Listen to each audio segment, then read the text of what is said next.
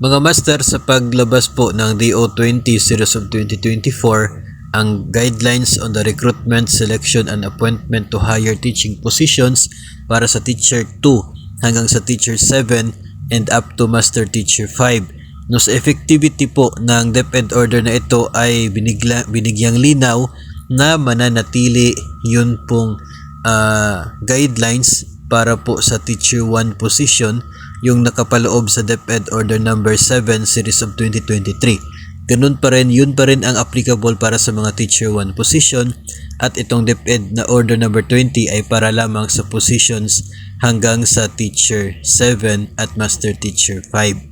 No, tapos binanggit din po sa DepEd Order na ito na ang existing reclassification guidelines for teaching and school heads promotion positions in the elementary and junior high school levels shall remain in effect.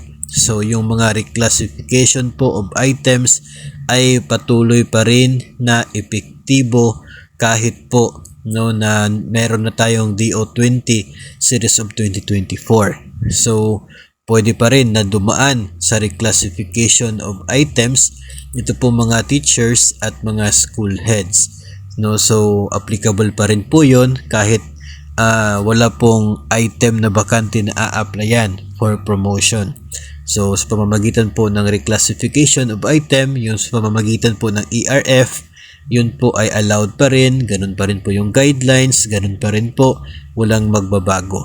So maganda po ito dahil mas pwede pong piliin kung saan po yung gusto ninyong paraan ng promotion po ninyo na pwede po sa pamamagitan ng reclassification o kaya dito sa pag-a-apply sa mga available vacant positions up to Teacher 7. So far, yung nalalaman pa rin po natin na existing ginagawa po is until Teacher 3, yung reclassification, pwede ganun pa rin po ang mangyayari. So may mga sabi-sabi kasi before na kapag lalabas na ang mga ganito until Teacher 7 ay baka mawala na yung reclassification of items na ginagawa ngayon bilang paraan ng promotion.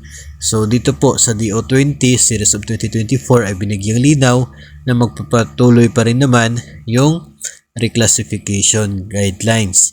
Effective pa rin po siya. Hindi po nagbago, hindi po pinawalang bisa sa pamamagitan ng DO20. So I hope na malinaw po yun para sa atin, especially po sa mga Teacher 1 pa ngayon na may ongoing po na mga masteral na classes. Ito ay magandang balita po sa inyo dahil pwede pa rin naman po kayong ma-reclass yung inyo pong item para hopefully ay magiging Teacher 3 po kayo.